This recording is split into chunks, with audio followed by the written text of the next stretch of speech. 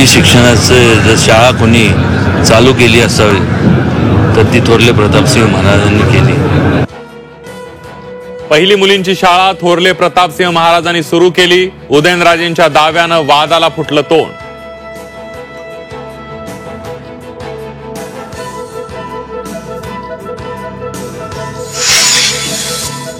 ST महामंडळासाठी 120 कोटी निधी मंजूर. कर्मचाऱ्यांचं उर्वरित वेतन होण्याचा मार्ग मोकळा.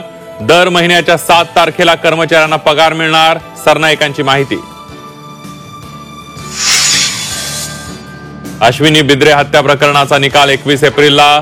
अभय कुरुंदकर आणि त्याच्या 2 साथीदारांना पनवेल कोर्ट काय शिक्षा देणार याकडे सगळ्यांचं लक्ष. सोलापुरात रोबोट शोधणार दूषित पाणी.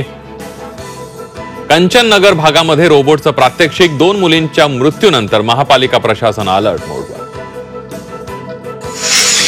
पंढरपूरमधून लंडनसाठी निघणार दिंडी. लंडनच्या मंदिरात विठुरायाची प्रतिष्ठापना.